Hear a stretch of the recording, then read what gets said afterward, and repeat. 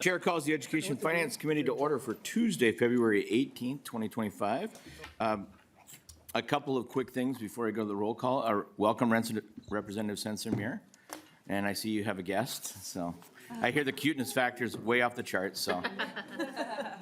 Congratulations. So welcome. And before I go to the roll call as well, Representative Clardy, 3 words for you. Love is blind, do tell. Go ahead. Let's see, how do you say that where you can't say anything legally? Thank you. Well, looks like it's a great opportunity, so. So with that, members, we do have Ms. Volka, we have a quorum present? We do have a quorum present. And with that, Representative Bennett, will you move to approve the minutes, please? Have you had a chance to review them? Mr. Chair, I so move. Minutes are approved. Any discussion? And approved. Representative Bennett moves to approve the minutes. All those in favor say aye. Aye. All those opposed say nay. Minutes are approved. Members, we have a full agenda, and I'm going to switch up the orders just a little bit and talk. Chair Joachim, we're going to have Representative Anderson and Representative Hill present House Files 52 and 53 first. My intent is to get them through, lay the bill over, and then get quickly to House File 6. Get through the testimony on that, and at 2 o'clock. 2 o'clock, I want to give a full 45 minutes, or as close to 45 minutes of discussion for the members to get through the bill. So if you can help me with that, that's the goal. So with that, members will now proceed to the 2 bills on the agenda, House Files 52 and 53. I believe you have testifiers here. I will ask that you choose which one you want to go first and bring your first testifier up. All right. Well, I can't see him. Dr. Olson, if you want to start us off, you came the furthest to be here today, so. Dr. Olson, welcome to the committee. State your name and for the record, and give a quick testimony, please. Yes, I'm Jeremy Olson, Superintendent of Majority Schools. And maybe before Dr. Olson presents, just a quick introduction of the bill itself. This Representative is Hill, to your bill. House File 52 and 53 both seek to address an issue for our large geographical districts. And I just wanted to take a moment to introduce the bills in the critical investment our districts need that are, transporting students further than their neighboring districts. And the financial challenges this leads to our large geographical districts, it forces many of them to make programming cuts and leaves many students around the great state of Minnesota behind. And so in the last biennium, I was proud to be a part of the effort, along with Representative Anderson, to raise that funding from 18% of each of these large districts' transportation deficit up to 35%. Today we'll be hearing from 3 superintendents to share their own stories of how this current reality places their individual districts at a disadvantage. And so with that, I do want to turn it over to Dr. Olson, who's so kind to join us all the way from Bemidji to share a little bit about some of the challenges that they're facing. We'll also be Dr. Funk and Dr. Massey from Stillwater and Forest Lake Schools, respectively. And Representative Anderson, do you have any comments? I'll just be brief. We apologize that there's our bills 52 and 53. We got our things crossed. We both had the same bill and we had talked, and so they really are the same or similar. And we hope that you support this. We worked on this bipartisan last session. We got a little bit, little closer, and we hope to get a little closer again, because this is such a huge issue for our schools, and we're taking dollars out of the classroom or getting rid of bus routes altogether, adding more miles on the roads and so on because of this. So thank you. All right, thank you, Representative Anderson. Dr. Olson. Thank you. First of all, I want to thank you for the work that you guys do on behalf of Minnesota. As a superintendent, we certainly appreciate, for my district and many districts around the state, we appreciate the good work you guys do. We understand that you have a lot of responsibility, and we certainly want to thank you for that good work.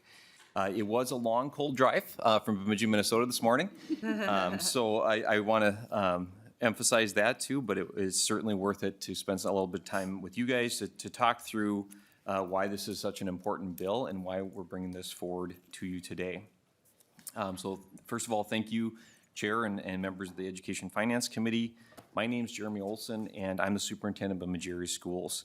This is my third year with the school district, and we have been, during that time, I've been faced with some unique challenges that are faced by several districts, which is what this bill looks to address, which is our current transportation funding formula. I am grateful to Representative Anderson and Hill for supporting this bill, which seeks to decrease the disparity between what we receive in revenue and what we expend in expenses for transportation due to our large transportation area. I'm also thankful that HF 5253 helps districts that need it while not taking away from any of the districts that are currently benefiting from the transportation formula. HF 5253 proposes a solution to bring districts like mine closer to whole while also ensuring that no district is harmed. I think that's an important note there. This does not create winners and losers. This really just looks at those districts that are already in a deficit from a transportation standpoint. Bemidji Area School District serves approximately 4,800 students from pre-K through grade 12. We provide transportation services for 20 sites spread out over 825 square miles. We serve 11 public, a juvenile detention center, 4 charter schools, and 4 private schools. So we're pretty diverse up there in Bemidji. There's a map that is actually in your packet that when we overlay that on the metro area, it gives you a little perspective of how large our district is in comparison to other districts. So if you look at that map, there's a square black line, or that's a little square there that's about the size of the city of Bemidji. And that right there is the school district, Richfield, has the same population, so therefore gets the same transportation funding as Bemidji Area Schools. If you look at the larger, much larger portion of the map, that outline, that's Bemidji Area Schools. So as you can see there, we are transporting or the same number of students, many more miles than you'll see in some other districts, which creates some efficiency challenges for us. In addition to that, you throw in some lakes, you throw in some areas that roads aren't always straight, right? That also causes some concerns. So we are a very large district from a geography standpoint. We must transport within that geography as well. So if you look at my school district, you can see that we have a large footprint there that we have to transport.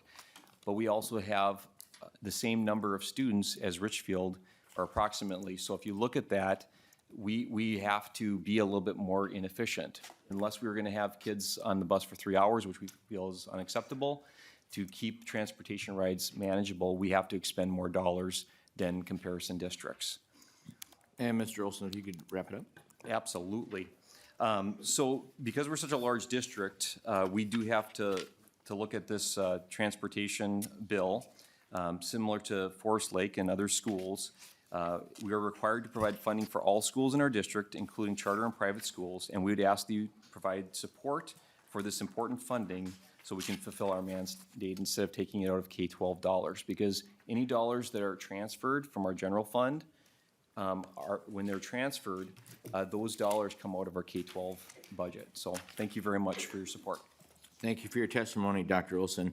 Mr. Massey from Forest Lake, if you could come up, and Mr. Funk, you'll be on deck.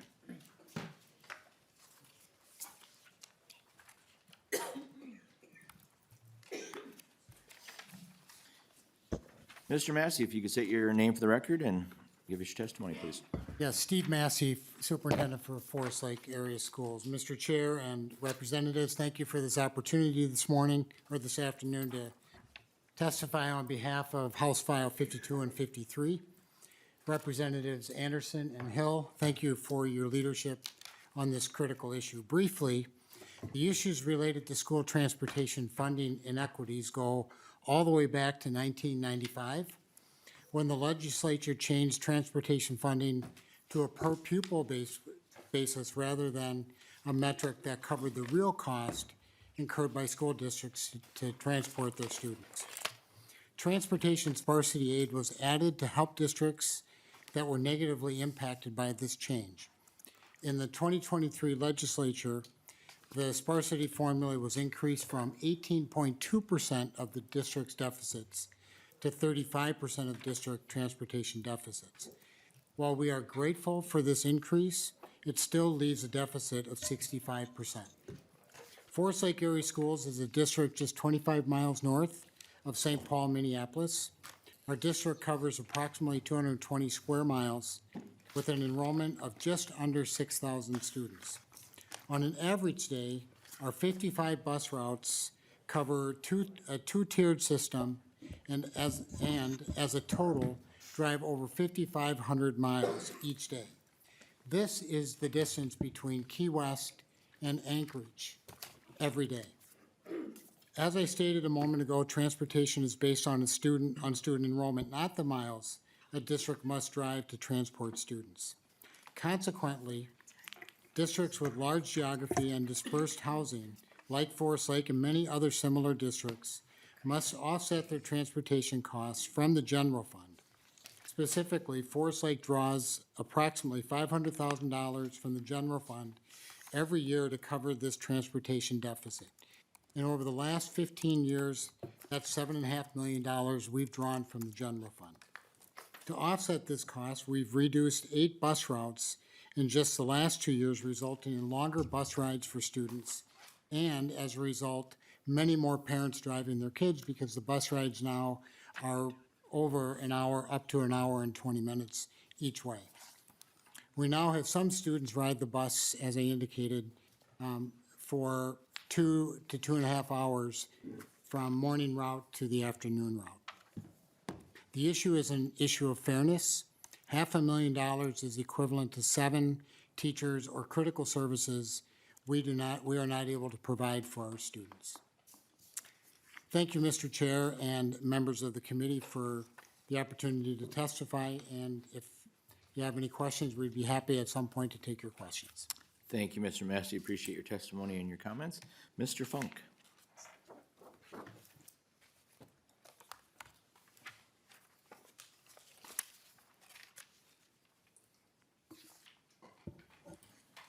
And Superintendent Funk, if you'll state your name for the record and proceed with your testimony, please. Thank you, Chair Carisha. Mike Funk, Superintendent, Stillwater Area Public Schools. I'm here today to testify in support of House Files 52 and 53.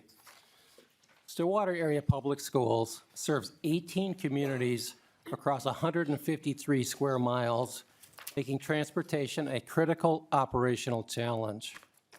Our district transports 8,073 students every single day to ensure access to education for a widely dispersed student population. Given the geographic spread, our transportation system is not just a convenience, it is a necessity for equitable education. Our district operates with a 1% fund balance, leaving minimal flexibility to absorb unexpected cost. Last year, we spent over $12 million on transportation, exceeding our budgeted cost or our budgeted expenditures by $1.5 million. Transportation cost overruns are a primary negative impact on our district funding, diverting critical resources from classroom instruction and student services.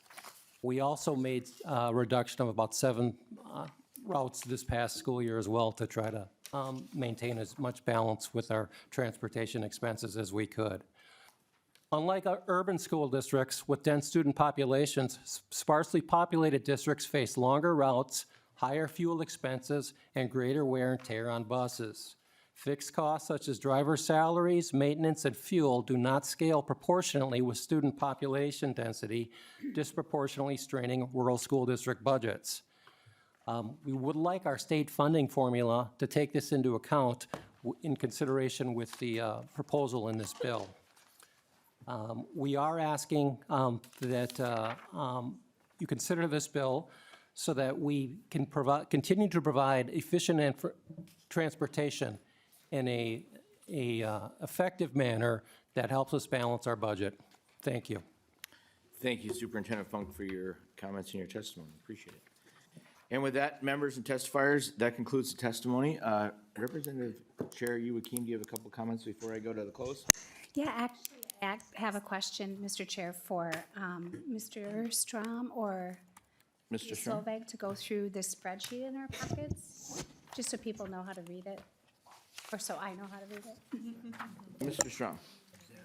Mr. Chair, members, in your packet is a document labeled Estimated Data 25-26 School Year Transportation Sparsity Adjustment. Like most printouts, in the first column, it shows the pupil units, and then following that, there's a column called the Qualifying Transportation Expenditures. A school district's transportation expenditures are either the lesser of the current year, the previous year's expenditures, in this case, fiscal year 25, or 1.05 times the 24 expenditures. So that first data column after the pupil units, which totals $445 million, is the eligible transportation expenditures. The next column adds the revenue amounts up, which include the transportation sparsity revenue, as well as 4.66% of the formula allowance, which was the amount set aside as transportation money during the 1995 changes that the testifier mentioned.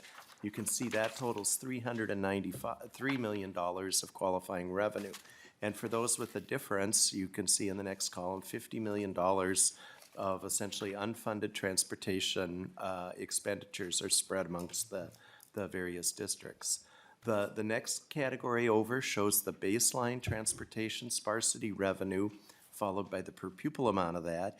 And you can see, as the testifier said, that for those small geographically isolated districts, there's relatively large amounts of transportation sparsity revenue.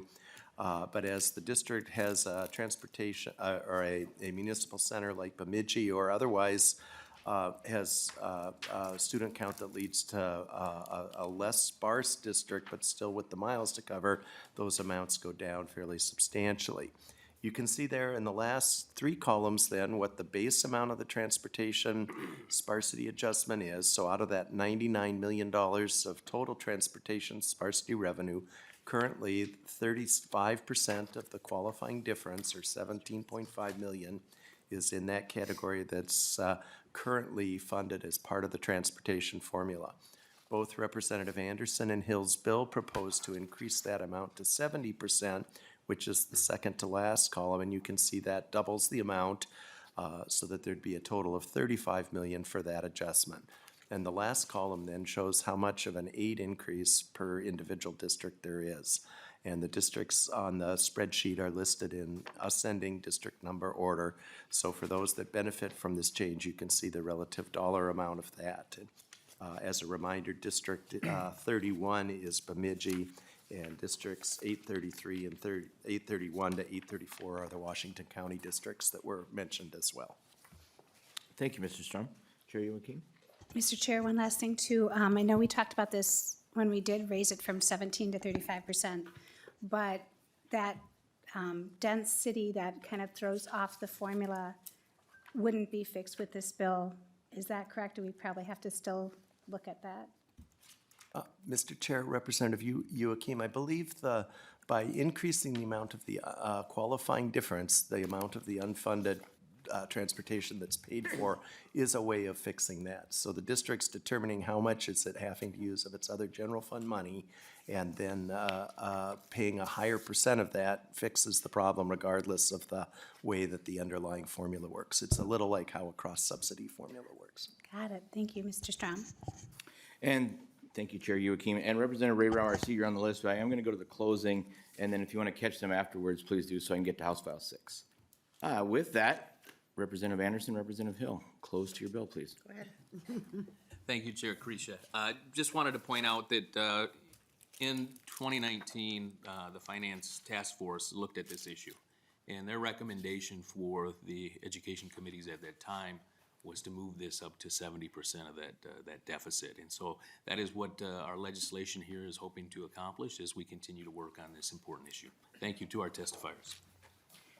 Representative Anderson. Yes, thank you, Mr. Chair. Like Representative Hill said, you know, we're asking to get to the 70 because we're not asking to get to the 100. We will take whatever we can get. We understand that there is, you know, dollars are not like they were 2 years ago. And, but this is really, really important because these school districts are being harmed. They're getting losing money, it's coming out of general education program. And, if you care about wear and tear on the roads or transit or, this is causing significantly more trips because parents are driving their kids to school rather than having them on the bus for an hour and a half. Because that's the option right now. And I have to say, even with excess dollars, it's still not gonna get all these bus trips under an hour, but it's gonna help. It's gonna help. So, thank you, and we ask for your support, so. Thank you, Representative Anderson. And so a little bit of housekeeping. Representative Hill moves House File 52 before the committee, and the chair lays House File 52 over for possible inclusion in an omnibus at a later time. And Representative Hill, you're going to get another one. Representative Hill moves House File 53 before the committee, and the chair lays House File 53 over for possible inclusion into an omnibus bill at a later time. So thank you both for your testimony. And with that, members, we're going to move to House File 6. Representative Bennett, Representative Mueller, and Representative Bakeberg, if you'll please move to the testifier stand. And Representative Anderson and Representative Hill, don't forget to catch up with Representative Ray Ryer, who had a question.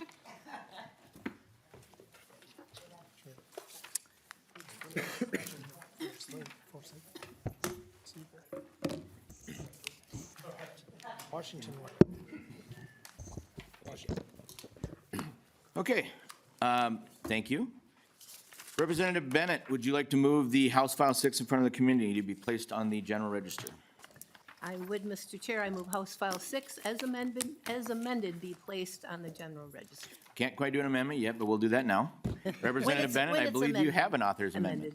Yes, I do. So members, to get the bill in the shape Representative Bennett prefers, Representative Bennett, would you like to move the A2 amendment and explain your? Yes, I move the A2 amendment, and this amendment addresses a concern that was raised in education policy. And hang on one second. So Representative Bennett moves the A2 amendment. Representative Bennett, to your amendment. Thank you. So it's, the fund transfer in Article 3 is limited by any federal restrictions. Excuse me. The option for the mandate relief in Article 3 is also limited by any federal restrictions, so the funding transfer would be limited as well. And that's basically what it does and addresses the concern brought up in the previous committee. Okay, very good. Sorry, Chair Mr. Youakim? Chair, I didn't quite hear. I had a question on that last line on the amendment, got to get to the right place. I like had all the spreadsheets before. Line 1.7. What exactly does that do? Representative Bennett? That's, if you give me 1 second here, we will look at that. And that was line 1.7? 7 on the amendment. 1.7. And if you want, let's go to nonpartisan staff while we're waiting. That sounds Ms. Para? Thank you, Mr. Chair, members. That is a correction. That is the list of, that line has one of the laws, one of the chapters of law that a district could choose to delay compliance with. And the author's intention was to have all of Article 12, not just Section 4. Section 4 was definitions, but Article 12 is the earn sick and safe time article. Chair Youakim, does that answer your question? Yes, Mr. Chair, so then are we going to, is there going to be another author's amendment to fix that? Or did we get, okay, it's fine. Okay, thank you. Okay, And Chair, I was so distracted, I'm sorry. okay. Did I hear you say that you're going to move this to the general register? Correct, the motion is to the general register. Mr. Chair, there should be a fiscal note with this then. Otherwise, why did it come to us? At this point, Chair Youakim, thank you. We have not received a fiscal note. I have talked to Chair Torkelson, and if we get a fiscal note on this, and if that comes up, he's agreed that we could pull it back into Ways and Means. Okay, thank you. We'll move to other things after Very good. testifiers. I'm sure we'll have plenty of discussion. It's good. Representative Bennett, so we have your bill in front of us. We have the amendment, so I'm going to go to a vote. So all those in favor of the author's amendment, the A2, say nay, or excuse me, say aye. Aye. All those opposed, say nay. The motion prevails and the amendment is adopted. Representative Bennett, to your bill as amended, House File 6. Thank you, Mr. Chair. I thought you were trying to set up my amendment for failure there, but Just trying to move us along. thank you. So I'll try to be brief here. House File 6 covers several education priorities of the House Republican Caucus. Through this bill, we make it clear that literacy is learning, local control is innovation, and empowered parents are engaged parents.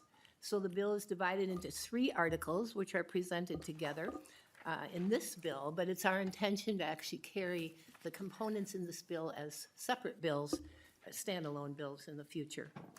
So in Article 1, which we'll get into in depth in just a minute, we focus on our commitment to foundational literacy skills. That would be reading instruction delivered through the science of reading. And Representative Mueller, who's been a leader in our caucus on literacy, will go through that article a bit more in a minute. Article 2, we focus on empowering parents with information and promoting education innovation through local control and flexibility. Representative Bakeberg is going to describe that article in just a few minutes. And in Article 3, which has 2 sections, we provide flexibility for school boards in both funding and relief from new requirements asked of them during the previous biennium. And I'm just going to briefly go through Article 3. It allows funding flexibility through the fiscal year 2029, which is the 28-29 school year. And under this section, school boards would be allowed to transfer any funds that are not otherwise encumbered or limited by federal law, as long as that transfer does not inadvertently trigger additional state aid or increase a local levy. The second part of Article 3, Section 2, allows for mandate relief through the 28-29 school year. Under this section, school boards would be allowed to delay implementation of any mandate, the new mandates that were imposed upon districts in the 23-24 legislative biennium. And I want to point out that these are delays, not repeals of the mandate. What this does is allow school boards to stagger implementation of the mandates. There were so many of them, and we heard over and over in a previous testimony of many different school personnel that these mandates they're just inundated with them, and they cannot implement them well all at once like this. So it allows school boards to make decisions in public, not behind closed doors, through resolution at a public meeting, so it's a community decision to delay or not delay any of the mandates that are listed in this bill. And again, it gives them the ability to implement with fidelity the various mandates. We want them to be able to do a good job and not set them up for failure. So I'm just going to stop there. There may be further questions later. But I would like, Mr. Chair, to ask you to recognize Representative Mueller and then Representative Bakeberg to go over, I always mess your name up, I'm sorry. To go Representative over Mueller their and then Representative Bakeberg. Thank you, Mr. Chair and committee members. And if you were with me in Ed Poly, you know that ever a teacher can't turn it off. So if you have your bill in front of you, I would encourage you to follow along. We'll start with Article 1. And Article 1 provides the revision to the READ Act that we have ongoing conversations about. That was enacted during the 23-24 legislative session. The last 2 years, we have seen that literacy is a bipartisan concern and that we believe there should be legislative action. And we saw that after failed reading instruction, we are still finding that our literacy scores are decreasing. After years of deception, the reading charlatans had been exposed and their fraud has been revealed. And through the READ Act, it was designed to make sure that we were holding fast to the science of reading and that we were making sure that our curriculum was, and our teacher prep schools were holding fast to the science of reading as well. The READ Act acknowledged a real problem as it was implemented, but right now we know that it is overregulated and underfunded. It is simply almost impossible for our schools to comply with the way that it is written correct right now with the funding that has been provided. I want to acknowledge the good faith work that has been happening over the last couple years, and to acknowledge the fact that we began with this to really address a problem that we see all over the state. However, with the 2024 session, some of the good work that was started already started to be rolled back with some of the changes that we saw in the READ Act. To put it simply, Article 1 begins with our commitment to the science of reading and a fundamental belief that every child has the right to read. That's on line 1.25 to 2.23, going through all the specific definitions and including the words science of reading. We have heard from our schools that the Department of Education partnership with CARE, the Center of Applied Research and Educational Improvement, has been, to say the least, limiting to schools. And I would like to direct your attention to a letter that was sent by Rachel from Hopkins about how the rubric process through CARE has unintentionally, maybe, actually taken out nationally recognized curriculum as something that, you know, and I've been reading through the rubrics and trying to understand that, but we are seeing that that is happening, and so I would like to direct your attention to that. Because of the fact that much of the direction from CARE has been limiting to schools and accessing critical science of reading curriculum and instructional materials, this process was made worse by new misdirected political goals embedded into the law that distract from our focus on the foundational literacy skills. Therefore, this bill ends the partnership with CARE and directs MDE to take up their primary role in assisting schools. That partnership, according to this bill, will end the 30th of June of this year. We restore the expectation that teachers are not only properly prepared to provide reading instruction grounded in the science of reading, but we also reinstate an assessment to verify this. That's on 9.21 to 9.23. This, as we have talked lots of times, does not have to be a paper pencil test. It does say that it could be a performative test if that's if that has been created, but there needs to be an independent mechanism to verify that our teachers have been properly trained and that someone like Representative Bakeberg doesn't have to keep retraining the teachers that he hires. Let's be blunt about this. Literacy is learning, and when we provide a child with the foundational literacy skills, we empower that child to become lifelong learners. And with that, Mr. Chair, I would ask that you would please recognize Representative Bakeberg. Representative Bakeberg, thank you. Representative Mueller? Thank you, Mr. Chair, members. My name is Ben Bakeberg. I have the privilege to represent the school districts of Prior Lake, Jordan, Shakopee, and then Southwest Metro Intermediate District. Article 2 is appropriately entitled Educational Innovation because it focuses primarily on empowering local school districts to innovate to meet their local needs. These revisions in this article shift the power from the Department of Education to our local school boards, our local educators, parents, and the community. When these 3 or 4 are at the table making decisions without the heavy hand of bureaucrats and government, really creative and innovative things can happen at our local school districts. First, in Article 2, we direct the Department of Education to create a performance report that is user-friendly for the end user. So that could be teachers, that could be parents, that could be community members. MDE has a lot of really good information available online in the data center and their school report cards, but frankly, it's not easy for the end user to be able to navigate. Those of us that are parents, I'm sure, have experienced that.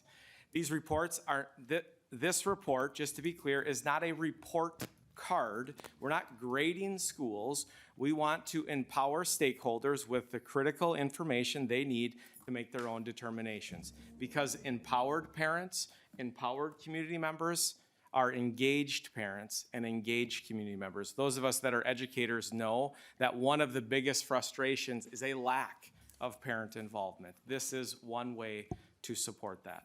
Second, the bill identifies a variety of current programs that are buried in statute throughout session laws, such as experimental and applied learning opportunities for students or innovation zones, and put the planning and decision-making into the hands of the local school districts, the local educators, not the Commissioner of Education. And we create a new chapter of law for education innovation programs, just like we have a chapter dedicated to teachers. The intent of this is to provide clarity for districts to be able to reference in statute the authority that they have to be innovative.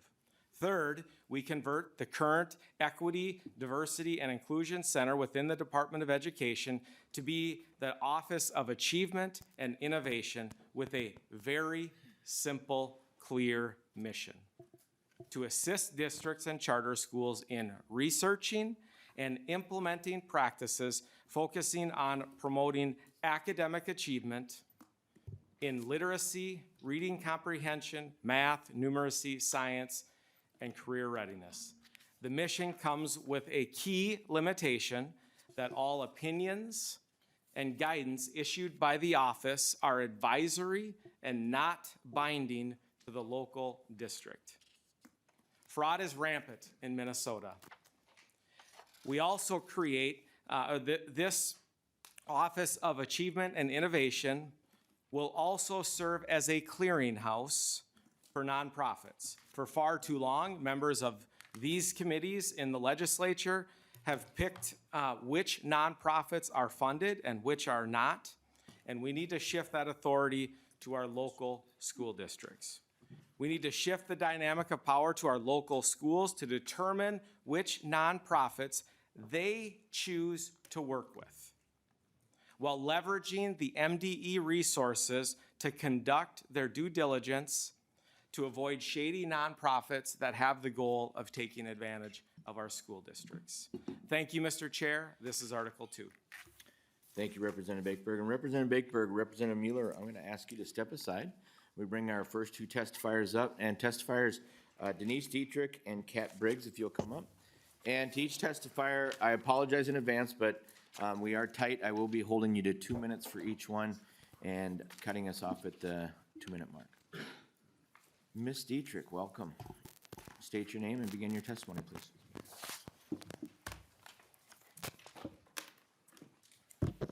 Thank you, Chair Kresha and members of the committee. My name is Denise Dietrich, and I represent the Minnesota School Boards Association, which serves all 331 school boards across the state. Today, I'm speaking on behalf of House File 6, on behalf of school administrators, principals, and business officials. Together, our organizations are responsible for the administration and the financial oversight of all the schools in Minnesota. There are 3 provisions in this bill that we would like to speak to today. First, under Article 2 is the Education Innovation section article. Our organizations have long advocated for policies that promote education innovation. The Innovation Zone project is one step in the right direction in this effort. And there are, for those districts who have the time, talent, and resources to implement new education models. We would urge the committee to expand the Innovation Zones program by authorizing the local district to define instructional hours for all high school students. We feel this change would really allow students to earn credit and for schools to retain the funding for personalized education opportunities rather than the traditional seat time.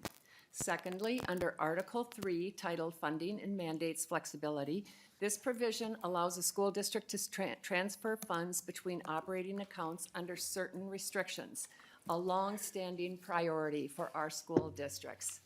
At a time when many of our school districts are facing spending cuts, this provision's flexibility will provide some fiscal relief without requiring additional state funding.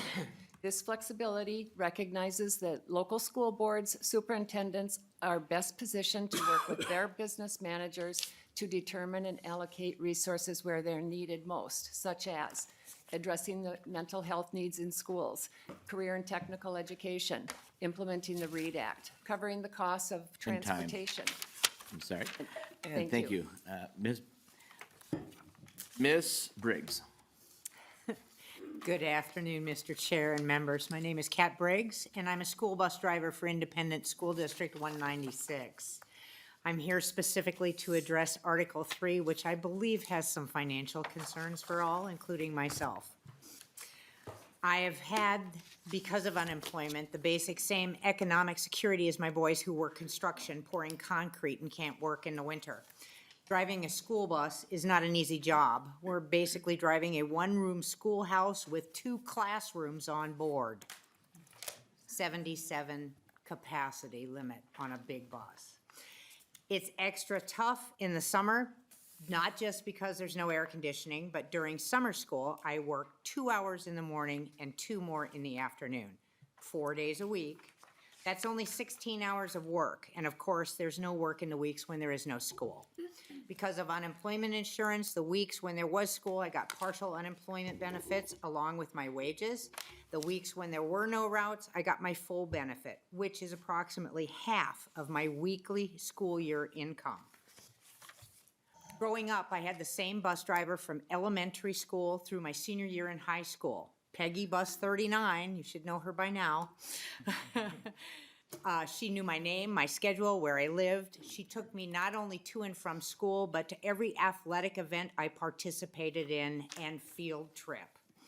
It's critical that we have the best people, like Peggy, to transport our most precious cargo, our kids. Children need consistency in their lives, and what better way to show consistency than to have the same bus drivers, chaperones, paras, food service, and other staff year to year. It's no coincidence that after the fall, that after the UI change, for the first time in a long time, you did not hear about the back-to-school staffing crisis in the news. And time, I'm sorry. During the COVID lockdowns, people were falling all over themselves to tell us how much they appreciated our work, but for most people, it was just lip service. And I'm sorry, I do have to cut you off. Unemployment. Ms. Scott and Meg Thank Luger you. Nikolai. Thank you.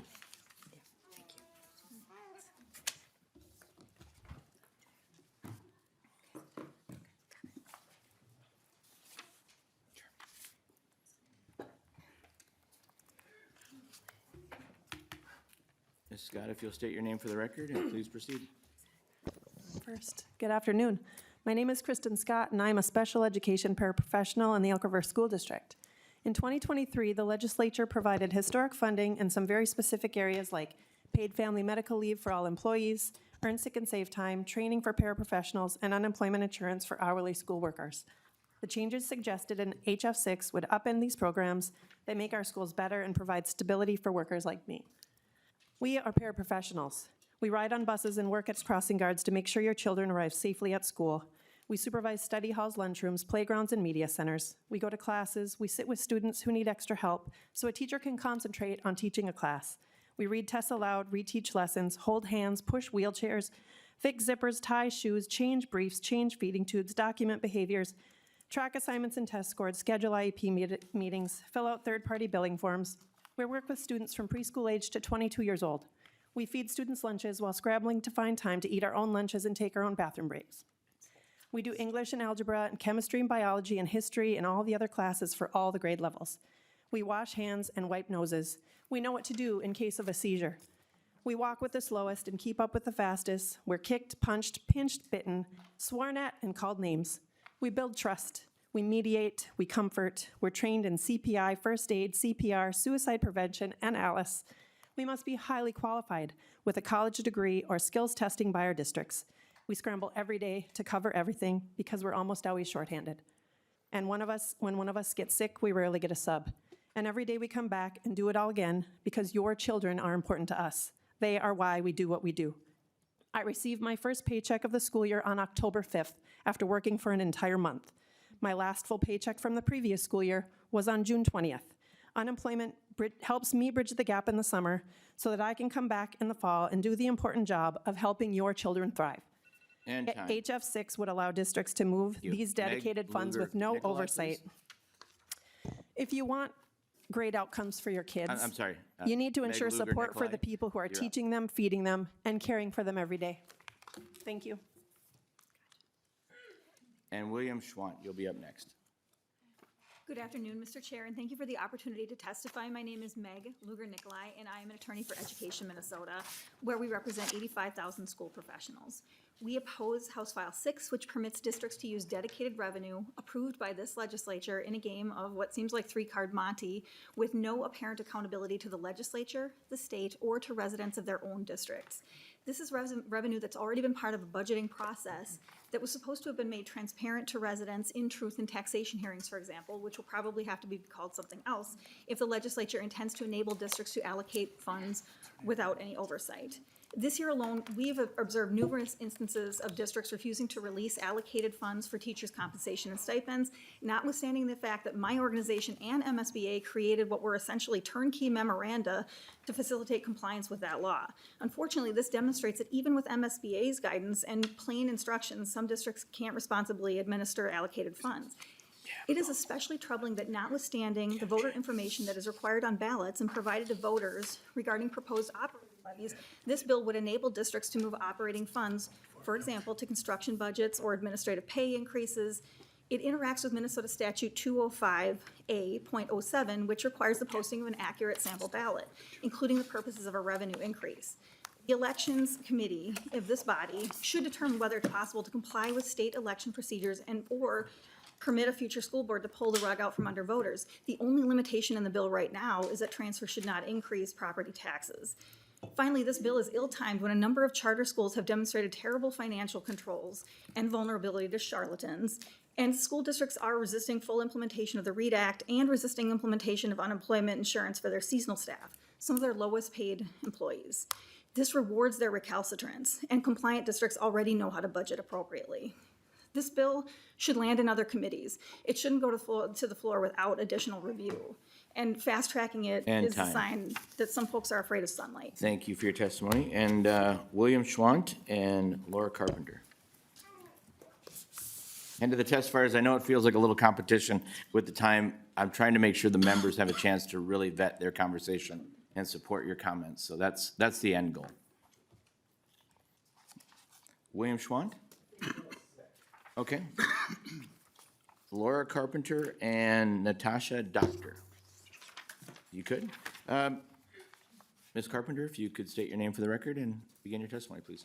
Yep, thank you, Mr. Chair and members. My name is Laura Carpenter. I am an organizer with SEIU, a former school nutrition worker, and today I am testifying as a mom. And I'm concerned that the changes allowed in this bill would negatively impact my child.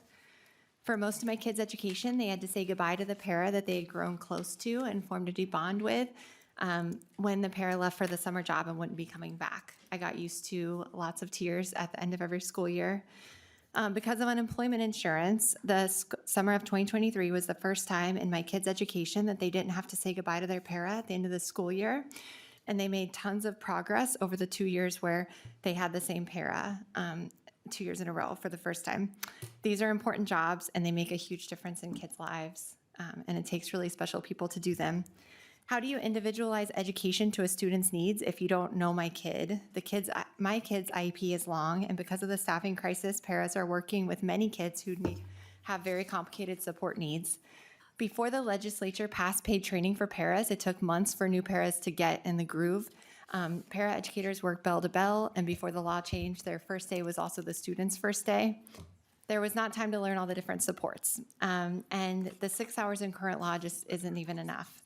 We should be expanding training rather than making it optional. Paras need more than 8 hours a year, and every caring adult in the building should get professional development every year.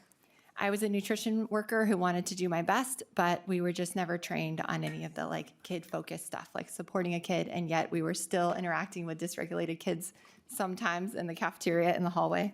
I'll close by saying that, so every time that something goes wrong for my kid at school, it's because they were short-staffed. I'm always on the phone listening to what went wrong, and then I'm expecting them to say, and the para was out sick, and we were short-staffed today. It's every single time for the past 5 years. These laws like unemployment, earned sick and safe time, and paid family and medical leave, paid training that this bill rolls back, make it really hard for people to stay in their jobs. Thank you. Thank you very much. Natasha Doctor, did I get that right? Yes. Okay. Good afternoon. My name is Natasha Doctor, and I've been a teacher in Minneapolis Public Schools for 9 years. I love being a teacher in Minneapolis and hope to spend my career as an educator. Currently, I serve in a role that we call Teacher on Special Assignment, where I mentor and support teachers who are new to the career. As I am also the first vice president of the Minneapolis Federation of Teachers and a member lobbyist. As a state, we are at a critical moment for ensuring we retain our educators in the profession.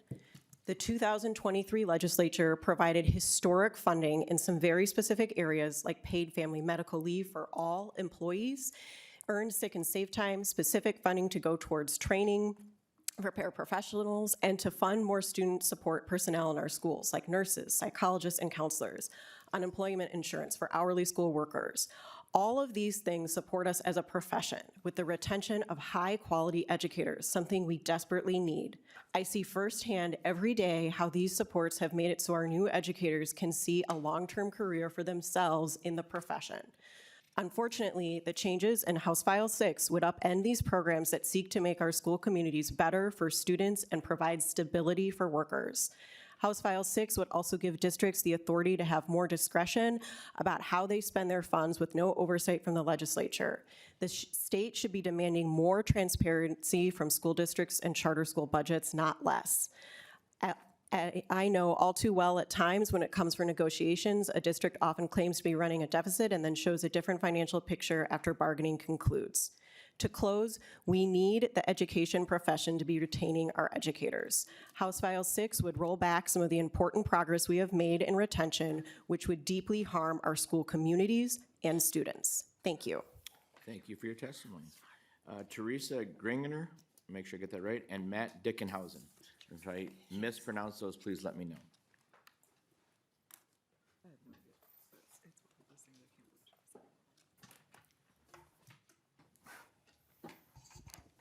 And Mr. Dickenhausen, is that right? Dickhausen. Dickhausen, you go ahead and start. All right, thank you. Chair Kreshaw and committee members, thank you for your time. My name is Matt Dickhausen. I serve as the Executive Director of the Minnesota Community Ed Association. I appreciate the opportunity to testify today in strong opposition of provision House File 6, Article 3, which would allow school districts to transfer community ed fund balances to their general fund. Community ed fund balances are not excess funds.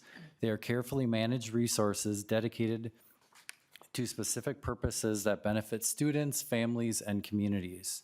These funds are essential for maintaining program stability, supporting lifelong learning opportunities, and ensuring financial stability and sustainability for programs all across the state. I want to emphasize the importance of maintaining these dedicated funds for several key reasons. One is fiscal stability and responsibility. Community ed programs rely on these reserves to mitigate fluctuations in enrollment and participation, ensuring that critical services remain available regardless of external economic pressures. Future investments.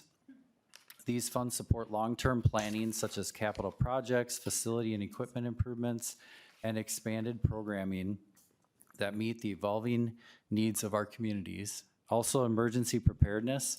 We've seen firsthand how essential these reserves are in responding to unexpected events, such as the rapid mobilization of free childcare services during the pandemic. Also, we need to preserve the program integrity. Current laws prohibiting fund transfers exist to uphold the integrity and purpose of community education dollars. Allowing these transfers undermines the foundational principles that guide the responsible management of these funds. Redirecting community ed funds to the general fund would threaten to the long-term sustainability of these essential programs. These funds And generated thank you through for your user fees, testimony. I'm local sorry. levies, Time? and state aid. Thank you. Thank you. And Teresa, I'll let you, if you could pronounce your last name.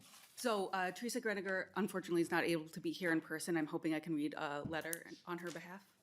Yep, you have 2 minutes. Good afternoon. My name is Teresa. I work as a paraprofessional at King Elementary in Deer River. Paras need support in order to help our kids. The 2023 legislature helped provide that support in specific areas like paid family medical leave, earned sick and safe time, specific funding to go towards training for paras, and unemployment insurance for hourly school workers. The changes proposed in HF6 could drastically change the support. Paras are some of the lowest paid employees at a school, but we play a vital role in supporting students' academic and social growth. I teach essential skills like reading, math, and social skills. For example, one student in 2 years, went from not knowing letter sounds to reading 70 words per minute thanks to our dedicated efforts. In the 12 years I've been at King, our team has dwindled from 35 to 19 paras across departments. We struggle with retention due to the low income we earn. Unemployment has been essential in supplementing the income we receive throughout the year. It allows me to prorate my pay from 12 to 9 months, making it possible for me to pay my winter bills. Without it, most paras would not be able to afford working as paras. I asked 5 paras if they could stay without unemployment benefits. All 5 said no. The students I work with need the individualized attention a para can provide. Jeopardizing our financial support systems does more than jeopardize our jobs. It jeopardizes our children's future. We need this funding to ensure we can stay in our jobs. Without it, retention issues will continue to worsen. I urge you to vote against HF6 to protect paraprofessionals and ensure kids have access to the vital service. Thank you. And if Kim and Katina could come up next? And I'm sorry, Kim, I'm going to ask you to pronounce your name, please.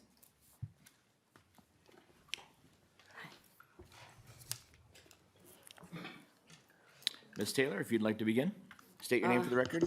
Yes, thank you. Hello, Mr. Chair and members of the committee. My name is Katina Taylor, and I am the president of the ESP's chapter of Minneapolis Federation of Teachers and Educational Support Professionals. The educational support professionals are the first people students greet in the morning and the very last adults they see in the afternoon. We are the most racially diverse group of adults in nearly every school. We are the tutors, the special education aides, and the hall monitors. We keep the buildings clean, serve the food, and have the most trusted relationships with students. Unfortunately, we also have fewer job protections than teachers. We fight for respect in the workplace almost every single day. The changes that HF6 proposes would not give ESPs more stability in their careers, it would give them less. This bill would allow districts to strip away programs like unemployment insurance for hourly school employees, paid family medical leave, and earned sick and safe time. And when it came to the bargaining table, there would be less transparency about school district budgets because of the changes in Article 3, Section 1. This section allows districts to move funds without approval from the legislature, from one pot to the other. While it's true ESPs have made some financial progress thanks to the increases in school funding from the state, we're still struggling. Low pay and rising insurance costs keep ESPs economically stressed, oppressed, and living with dreams deferred. It doesn't matter how much heart and care, support, love that we bring to work for our students. We can't win at this game. Even when we're working extra jobs on nights and weekends, it's too much. One job should be enough. My colleagues are walking away from jobs they believe would help them get ahead, and they're doing it because they're exhausted, disrespected, and broke. And Ms. Taylor, your passion HF6 has would won roll me back over. progress for ESPs and make it harder for us to afford our lives. Say no. Please vote no on HF6. Thank you. Thank you. And Kim? Chair and members, my name is Kim Kaniakua. I'm a paraeducator in the Fridley School District and a member of SEIU Local 284. I'm here to talk about the importance of requiring there to be paid training for paras. The role of our paraeducators in our school is an important one.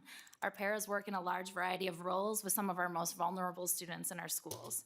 To ask someone to walk in on day one and learn on the job creates an unsafe situation for students and staff alike. Just as importantly, it's impossible for us to support students to learn, grow, and become more independent if we don't know their goals and education plan.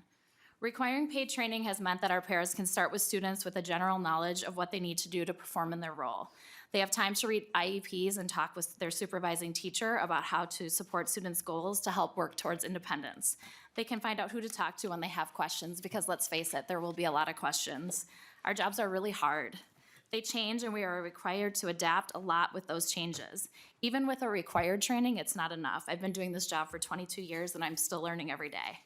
Since the pandemic, our schools have had a hard time finding and keeping people in para roles. The more support and knowledge we can give people prior to starting with their students, the more likely they are to be able to perform their job and also want to stay. We owe it to our students to give the staff working with them the tools to do their job confidently so they want to stay and be a consistent and caring adult in the lives of our students. When I first started working as a para, I had answered an ad in a paper. At the time, we received a lot of training surrounding autism, which was good and important, but we now know that to best serve our students and meet the entire range of student needs, we need a lot more. Training in de-escalation strategies, trauma, mental health, just to name a few.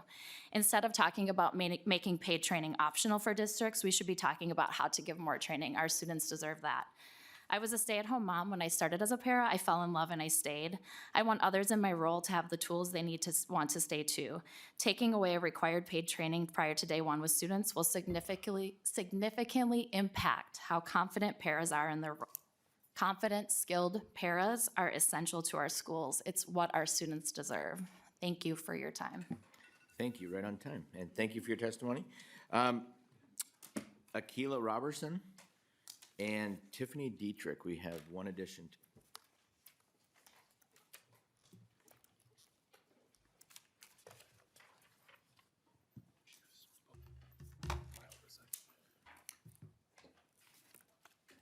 Robertson, is that right? Yes, sir. Thank you. Thank you, Mr. Chair and committee members. I am Dr. Akila Roberson, Policy Director at Education Evolving, a nonprofit, nonpartisan organization that drives transformational student-centered designs for learning. Thank you for this opportunity to testify in support of innovation in Minnesota public education, specifically the Innovation Zones provision and House File 6. Dr. Mae Jemison, the first African-American female astronaut, once said, "The future never just happened, it was created." And innovation zones help to create enriched educational journeys with a promising future for our students. Education Evolving led a coalition of organizations and districts that advocated for the original between 2012 and 2017. We support the concept of innovation zones and celebrate the transformations that they help to produce.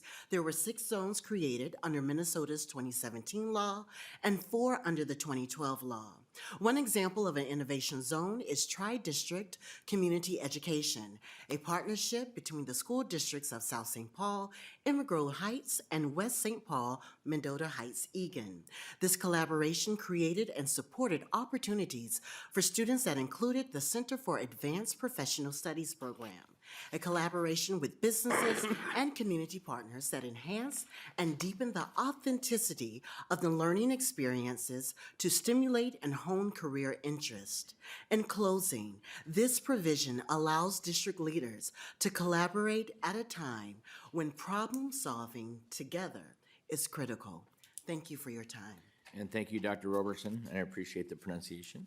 And Ms. Dietrich, I apologize, I missed you the first time through, so. That's okay. Thank you.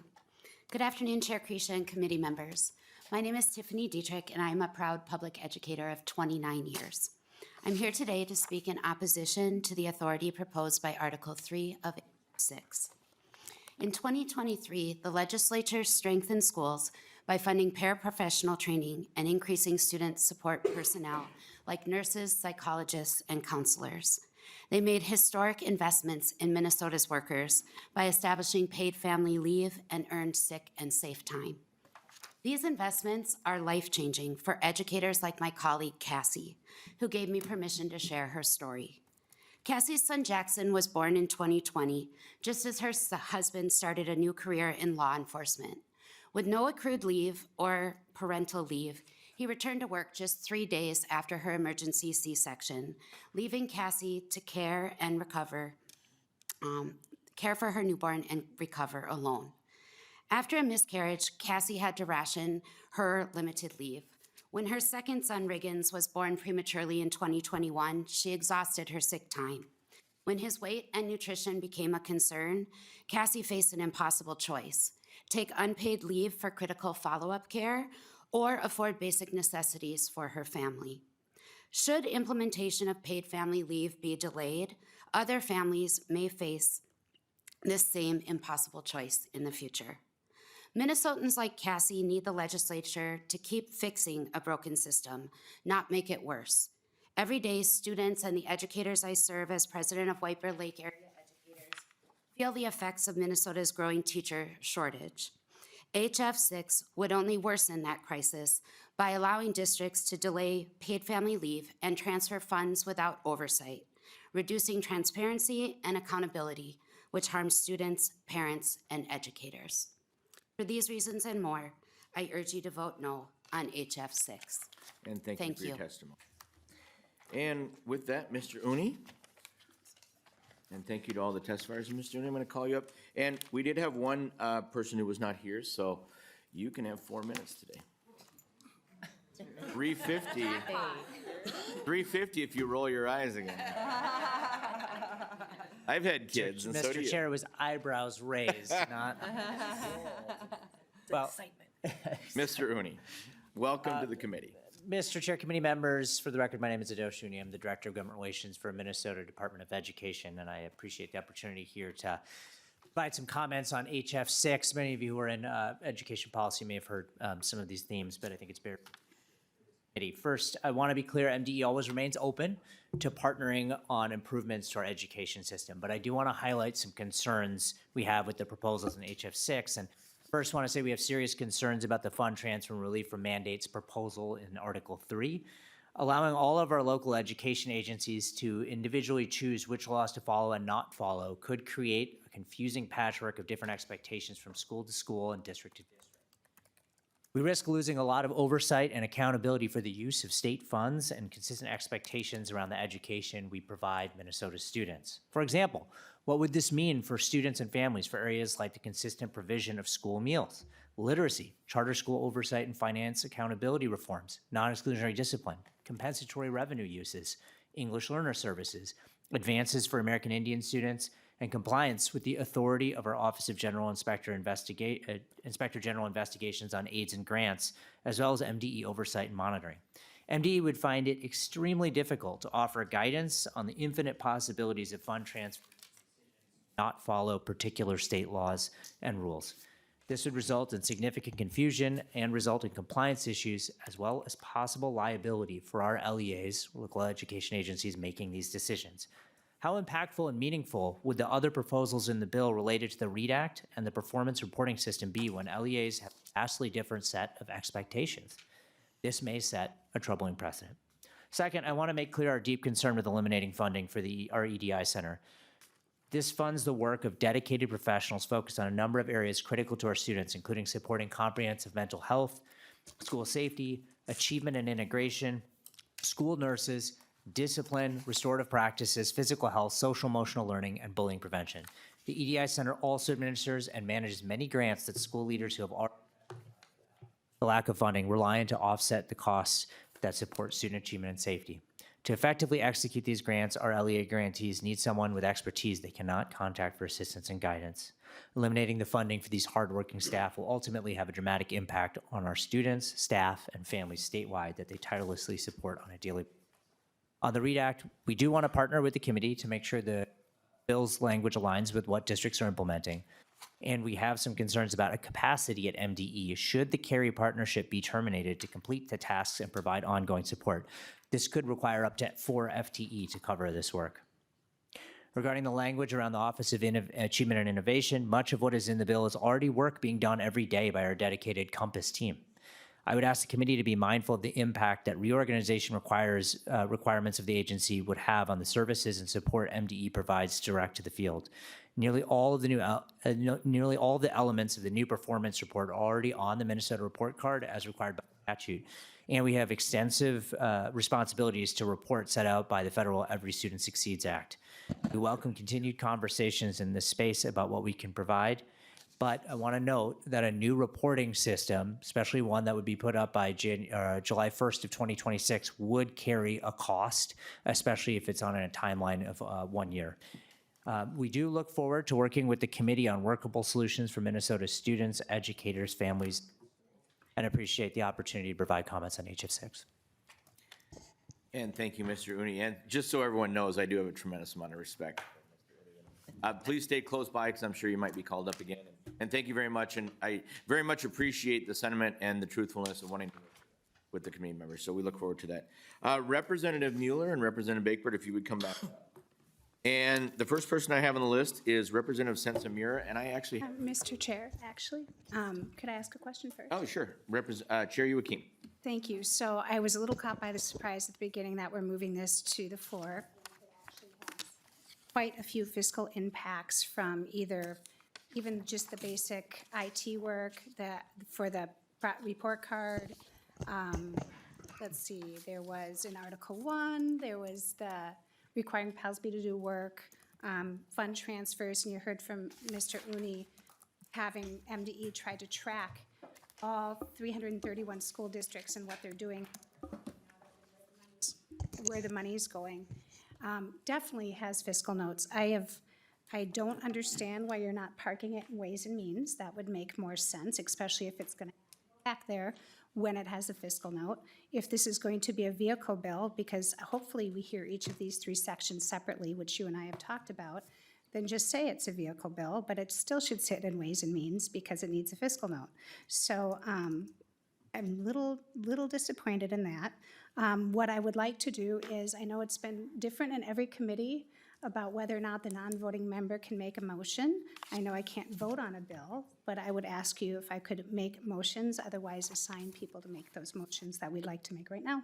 Yep, and if you'd like to do that, we can have Representative Claudia make the motion. Actually, Mr. Chair. Unless you have another one, that's fine. Yes, I do. I think Representative Lee has the motion first, or Representative Sensamira. Thank you. Oh, wait, Representative yeah, Sensamira? thank you. I was going to say, you're acknowledged by the chair. Representative Sensamira? Yeah, do your motion. thank you, Mr. Chair. And I will say that as a mom that's back to work after 6 weeks, this issue is particularly sensitive and right for me right now, but, I'm really concerned about a lot of the labor protections and rollbacks in this bill. So I would like to make a motion to re-refer it to the Workforce Committee. I think that if we are going to make it, educators are the only people in our state that don't have paid leave, that don't have earned sick and safe time, that don't have unemployment insurance, then we really need to be having that conversation in the Workforce and Economic Development Committee. So that is my motion.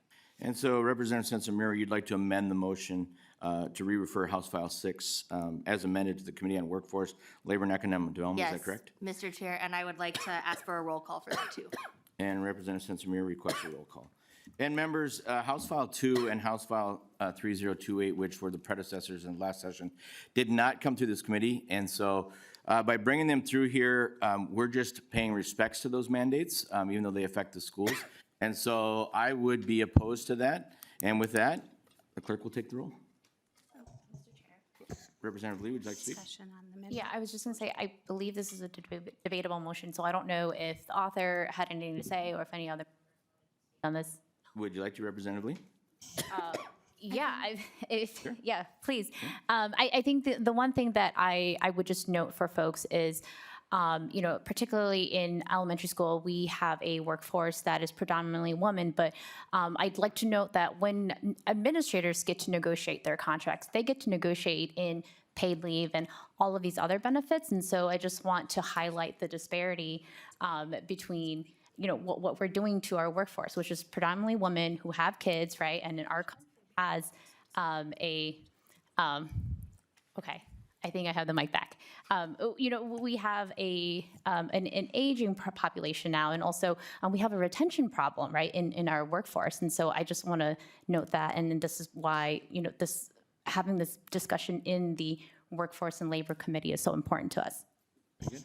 Further discussion on the Sensamira amendment motion? If not, the clerk will take the roll.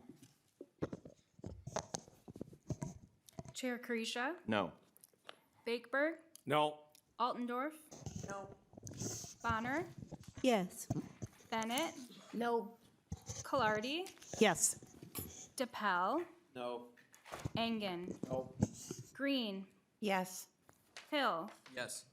Hudson? No. Johnson? Yes. Lee? Yes. Knutson? No. Lawrence? No. Mueller, Mueller votes no. Perez Vega, Perez Vega, yes. Quam, No. Ream, Yes. Ray Rower, Yes. Reimer, No. Sensor Murrah, Yes. Vernig, Yes.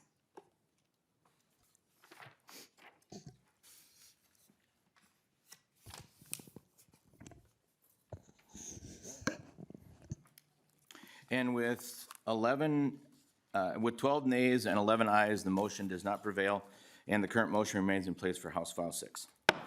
Did you have another one? Just, thank you, Mr. Chair, just some more questions. Okay, back to you, or you want to go to member questions? Member questions for now. Thank you. And do you want me to go to the list? Yep. Okay, the first person I have on the list is Representative Sensor Mir. Thank you, Mr. Chair, and thank you, authors of the bill, for starting this conversation. You know, as I mentioned with my motion, I'm very concerned, and I think a lot of testimony today from educators across our state echoes those concerns around the labor protections. So I'm wondering if the authors can speak to if this paid family leave date is pushed back for 3-4 years, right? And we have educators who are the only people in our state that are not getting some of these protections, including time off to care for themselves or their family. How do you see that interacting with the teacher retention problem, which I know we've spoken about as a committee? I know that you all are aware of that problem and are. If educators are the only people in the state that do not get to have these labor protections, do you think that will affect our teacher shortage or educator shortage? And to the testifiers who would like to take that. Representative Bennett. Thank you, Mr. Chair, and very good question. First of all, the delays would allow school districts to implement these appropriately and hopefully afford them. I would just put out the proposal here that if we don't do delays or allow for delays, and they don't have to, but if we allow for that, our schools are going to be able to keep more of their employees. We already know, and we've heard from all of your districts, they are in dire straits financially. They are in deficits. They are cutting staff. They are cutting programs. So we could very well lose many, many teachers. Therefore, the teacher retention becomes a little bit of a struggle because we're already losing them. So we have to look at the balance of this. I don't see a problem with allowing for postponement, staggering implementation of all of these. And these are negotiated items within schools already and have been for years. And I feel like this is a good proposal to allow districts to actually keep more staff, which is retention. Thank you, Mr. Chair. Representative Sensimir, follow up. Yeah, thank you, Mr. Chair. Thank you, Representative Bennett, for that answer. You know, I would just say that, you know, I think you asked why can't we just delay? You know, I think we all know that life happens to us, right? So like, we can't delay potentially having our children. We can't delay having to take care of a sick parent. So I believe that we will lose teachers for this, and I'm really concerned about that provision. Thank you. And Representative Sensimir, I have you on the list twice. Do you want to go to Article 2 right away as well? Yeah, I will go. So this is actually a question for Mr. Uni. If he can come back up. Mr. Uni, if you come back up. And if the pages, could you find one more chair for the testifiers? It's fine. It's not a big deal for me to move. Okay. Mr. Uni, welcome back. Representative Sensimir? Thank you. Thank you, Mr. Chair. So this is a question for MDE. I think you spoke a little bit about it in your testimony, but just all of the things that the Equity, Diversity, and Inclusion Center is doing for school districts and schools across our state. You know, I heard, I think, a lot of things that I would relate generally to school climate. You know, it's a huge, huge issue. Mental health for students, support with anti-bullying, restorative practices. So can you talk about some of the kind of direct school supports that would be cut if we had to cut this department and this funding? And I guess a question maybe for Mr. Uni or to the bill authors, do you see some of those supports rolling into this new office, or would it be a straight cut to these services that are vital for our schools? Thank you. And thank you for the concise questions. Mr. Uni, please. Mr. Chair and Representative Sensimura, thanks for the question. I'll just focus on two. Okay, so this mic doesn't like me either. It can be it can be kind of applied, the concepts applied across the range of areas that I mentioned in my testimony. This division houses our school nurse and our comprehensive mental health specialist. These two members are part of a comprehensive mental health or health framework that we engage in. And so that also includes safe and supportive schools. That also includes bullying prevention. And these two individuals specifically provide statewide leadership to our support personnel, especially around nurses and mental health specialists in the state.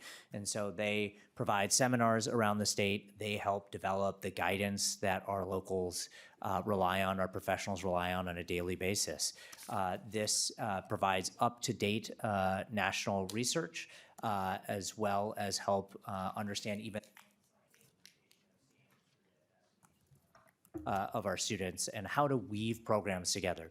Not only do they work with in their specific lanes and areas as it pertains to the school nurse for nursing or comprehensive mental health services or bullying prevention, but they also weave together a lot of the work across the agency to help infuse the guidance that we put out for districts with those concepts.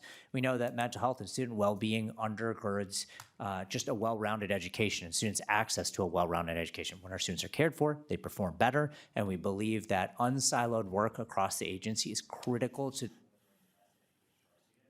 And so even even outside of the day-to-day impact that they directly have with students, educators, our school leaders, they have a direct impact on the work that many of our other divisions do that then translates into day-to-day impact for our students and educators. Representative Sensenbrenner, follow-up. I had the question for the bill author too, so I would love to hear from your perspective. Do you imagine that some of those vital services would move into this new office if this bill was? To Thank the you, author Mr. of the Chair. bill, Representative Bakeberg. Thank you, Mr. Chair. Thank you, Representative Sensenbrenner. Congratulations. Yeah, so I think you have to understand the reality of what happens at school on a day-to-day basis. So we need to start with that. So prior to this office, educators were still making sure that kids' physical needs, their health needs were being taken care of. We were addressing mental health of students. We were addressing bullying. We were addressing school discipline. Prior to this office being there, we were already talking about non-exclusionary discipline. So all of those pieces, we were already doing at the school level. And to be very, very honest, PBIS is a very common piece that you've heard. That has morphed into non-exclusionary discipline. The best training on PBIS was not from the department, with all due respect. The best training from educators was from other educators. And that is what educators are asking for. So achievement and innovation, of course, many of these pieces would be a part of it, minus the divisive practices that this office has been pushing. And I would just invite you to go back and talk to your local districts. Don't take my perspective on it. Go back and talk to your local districts, because one of the biggest frustrations for educators is that we are put in the middle of situations that are lose-lose. Depending on the perspective that the district takes, they're going to have half of their constituency be upset and half be happy. And you flip that, and that happens on a day-to-day basis. I'll give you one example. So when non-exclusionary discipline was passed during the 23 session, there were members of the, and I won't name them out of respect, Mr. Uni, but there were members from the EDI Center that were holding listening sessions. Multiple principals were shamed and disrespected during those sessions. Then, after it passed, at Breezy Point, when MASSP had their summer conference, I was driving up to speak to the group. I got phone calls and texts as I was driving about the disrespectful behavior from staff at the EDI Center. My first phone call was to Mr. Uni. So do I think that this is going to impact kids? I think our school districts are doing an amazing job supporting kids on a daily basis. And I'll stop with that so you can. Thank you, Representative Bakeberg. And just remind members, we have about 15 minutes for questions. These conversations are great, and I really want to keep them moving. Representative Muir, do you have a follow-up, or can I move on? You can move on. Okay, Representative Lee, then Representative Bonner. Thank you, Mr. Chair. Well, I don't know if Mr. Uni wants to, I actually Is it had a for Mr. follow-up. Uni? Yeah, on that line of question. Actually, I have two questions. And I know Representative Bakeberg gave one example of divisive policies that this department is pushing, but I don't know if Mr. Uni wants to respond to that or talk about the policies that this office has successfully been able to implement to make sure that our students have access to social emotional learning and have safe schools. Mr. Uni. Mr. Chair, Representative Lee, I'm not sure I need to, I mean, yes, it's true that Representative Bakeberg called me and we had a discussion and been able to have conversations and relay the concerns to the commissioner and other assistant commissioners, and open dialogue about how the department delivers our services is always important. We're a continuous improvement entity, and we want to take that work very seriously, and we want to make sure that the content and the message on behalf of our students and educators is always received in the most productive manner so that educators can get to work on behalf of our students. And if that happens to account for open dialogue and real talk about how the message is delivered, we're open for it. So appreciate also highlighting that for us here, and we'll take it back as well. In terms of the successful work that the department had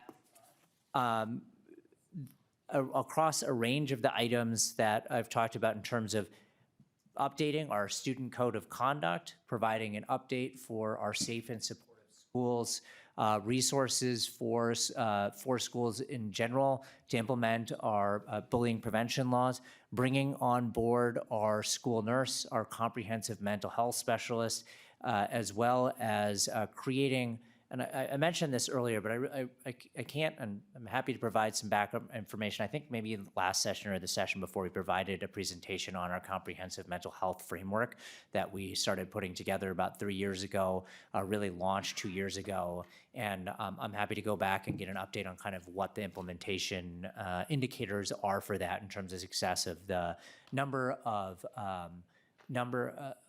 guidance meetings that we had, as well as the results that we're seeing from there. But one of the things I wanted to point out that in the field, and I know the professionals of the department believe that the educators in the field are some of the best deliverers of best practices. And one of the ways we get to having them do that is train the trainer model. And what we've done with funds, state funds, what we've done with federal funds before and during the pandemic is really leverage that train the trainer model, where we have experts at the department who really have the time outside of the classroom to be able to get that national research and focus on implementation guidance to be able to set up programs for train the train model. So we've done that in non-exclusionary discipline. We've done that in safe and supportive schools. We've done that in social emotional learning, and really give the educators in the field the tools they need to be able to implement those practices and educate their colleagues. And it is about being able to tweak and to to tweak and to change it a little bit to meet the needs for their local schools. Representative Lee, quick follow-up.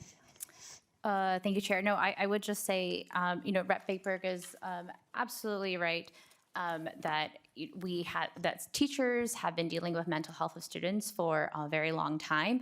But I would note that mental health has become a heightened issue for parents and teachers alike because, mental health among students is at one of its lowest points that we've ever seen. And so, this is why the work of this department is so incredibly important, right? And we just went through a pandemic, and this is partially why we see chronic absenteeism, because our kids are still not over this, even though, other policymakers might want us to get over the pandemic. And so, thank you. Thank you. Representative Bonner, then Representative Rebrauer. Thank you, Mr. Chair. And I think Commissioner Jett is not here today, so I'm guessing Mr. Uni might be best qualified to answer my questions. I do have a series of questions, Mr. Chair, and I'll try to make them more succinct depending on the answers I get. Representative Bonner, I do have 6 on the list, so. I'll do my best. I guess my first system is on Article 2, Section 1, and some of these are really quick, by the way. Is this a new or existing system that we're creating for the reporting? To the testifiers. Mr. Oni, I'm sorry, that was for you?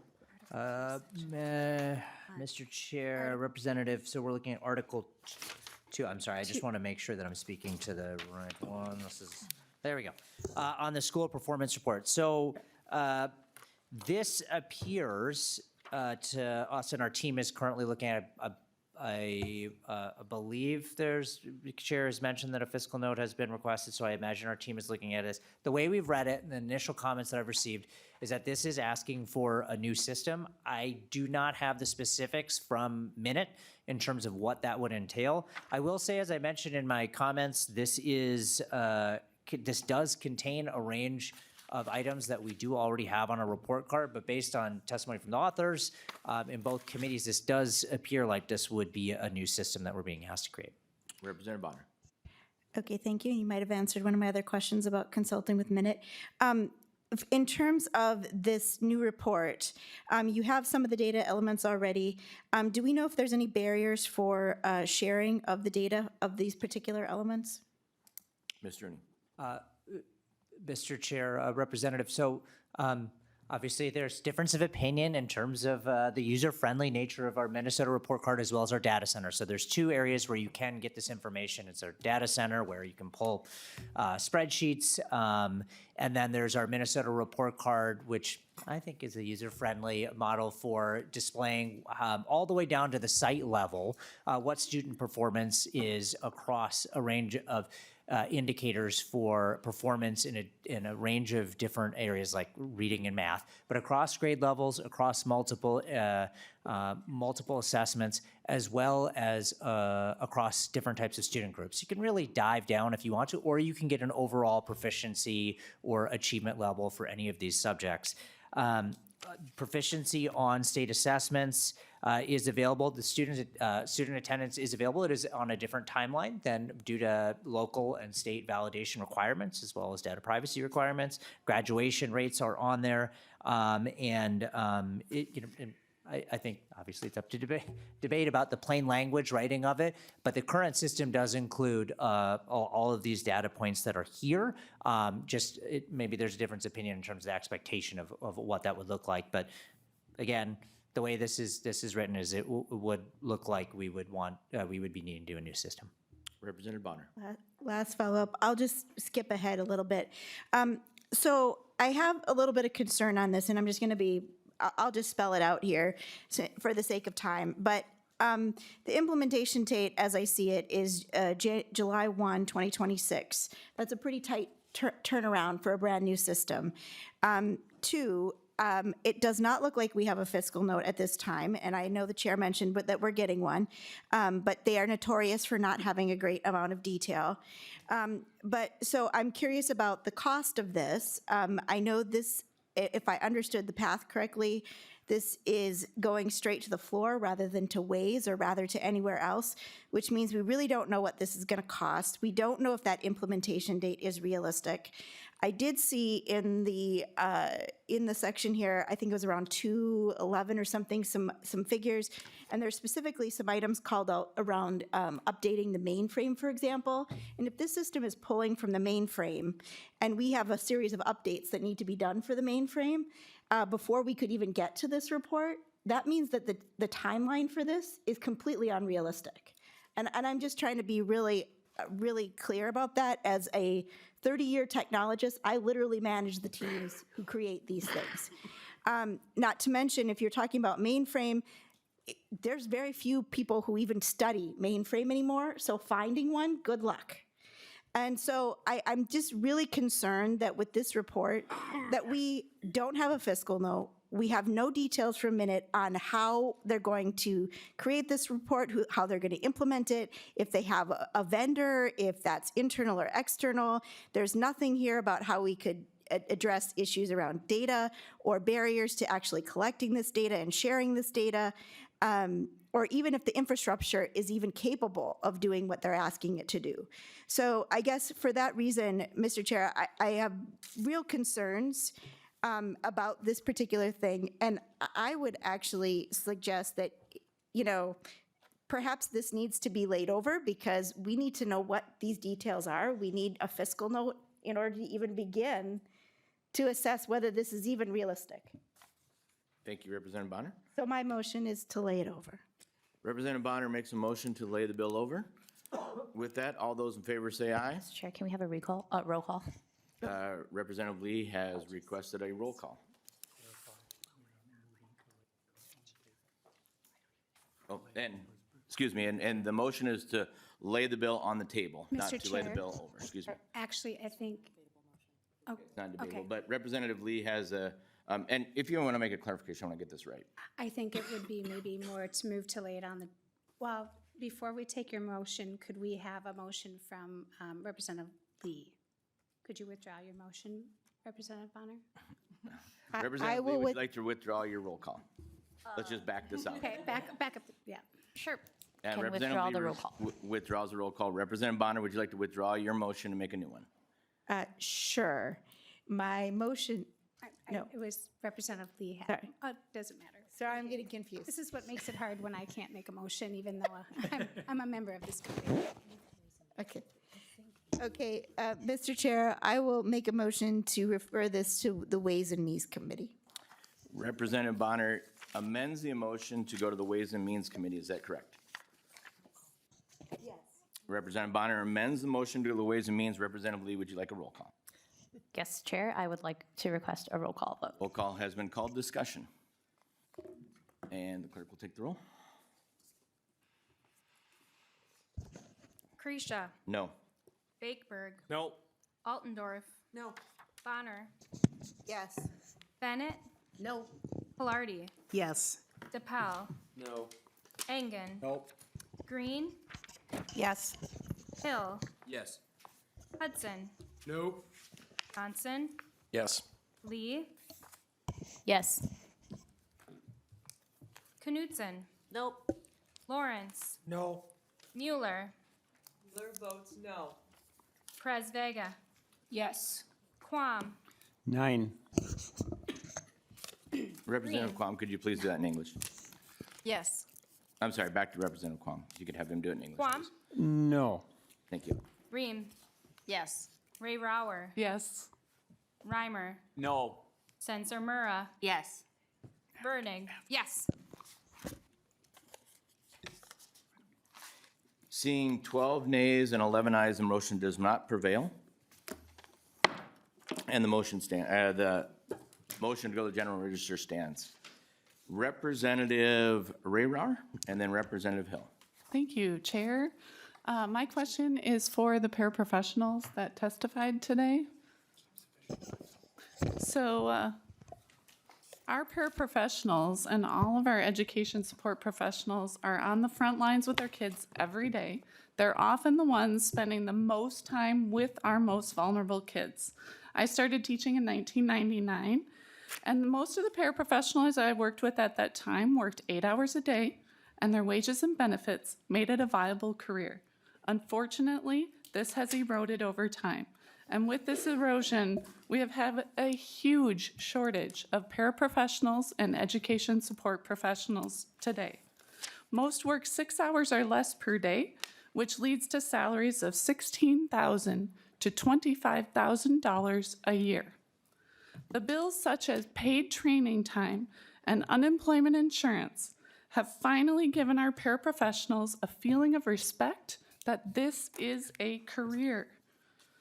My question for you is, how does HF6 help with the paraprofessional and education support professional shortage?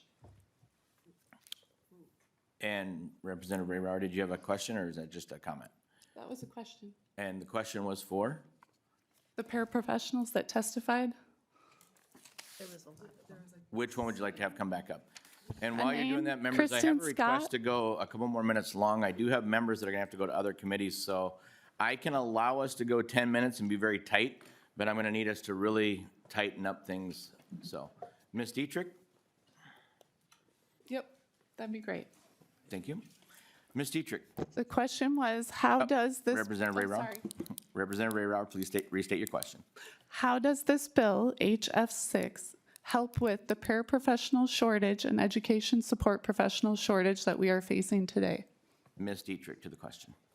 I believe that this might be the first year in 19 years that I've worked with an almost full staff, and the unemployment benefits in the summer have helped tremendously with that. The fact that we had a full day of training before is still not enough. The amount of what we do every day is a lot, and it's hard to even train the people in the limited amount of time we have to do what we're going to be faced with every day.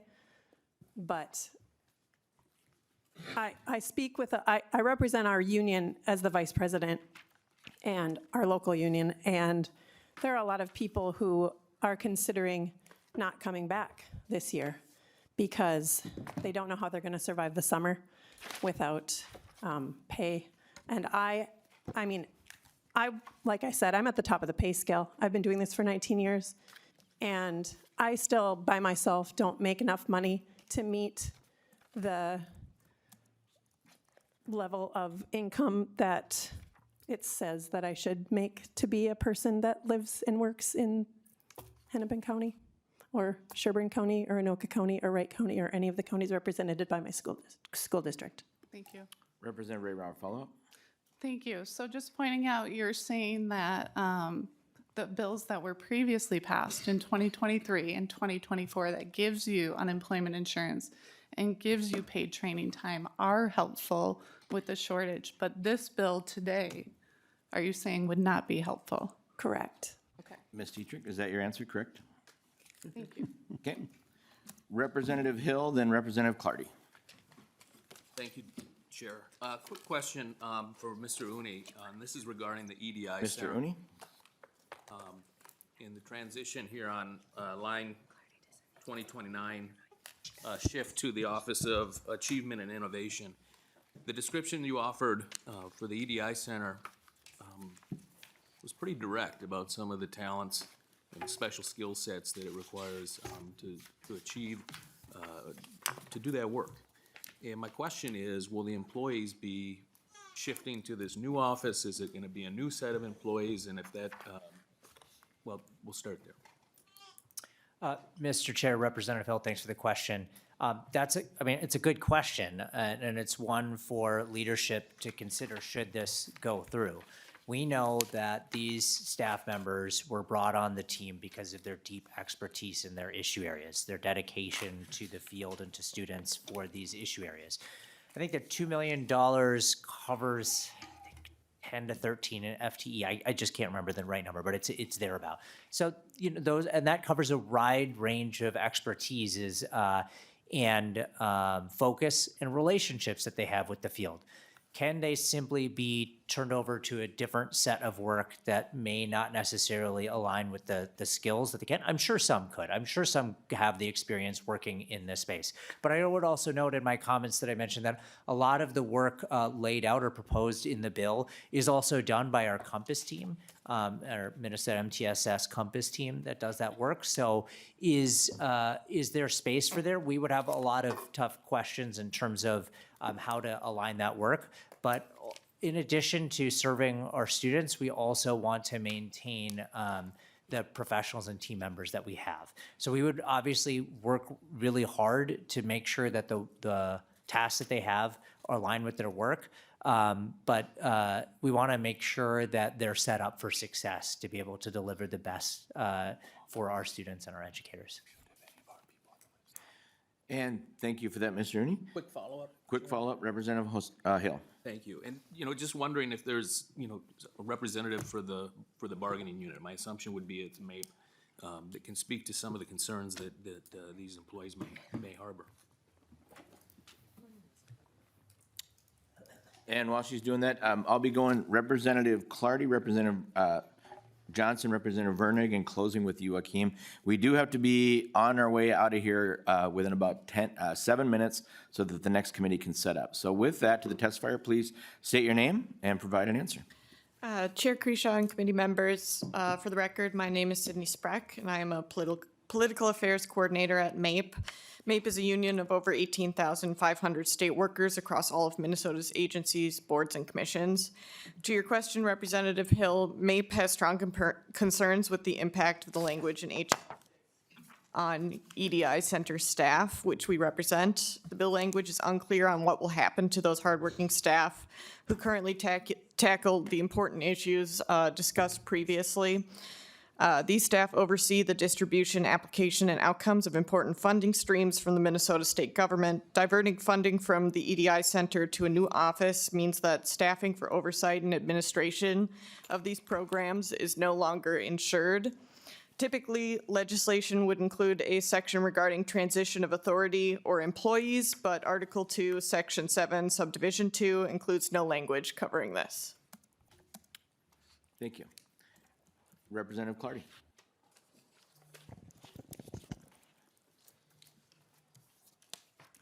Thank you, Chair. So we all agree that urgency of great reading instruction is needed. And Rep. Mueller talked about how literacy scores are going down. So my concerns about the delay that's within it, or that some schools are given the choice of not implementing mandates. So why not just identify specific times in the READ Act or modify those that people are having a difficulty meeting? Representative Mueller. Thank you, Mr. Chair. I would say for right now, how the bill is written right now, we've heard from schools they can't comply at all.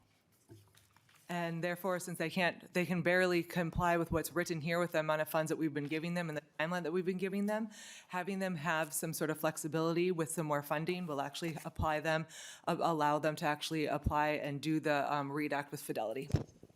Senator Clardy.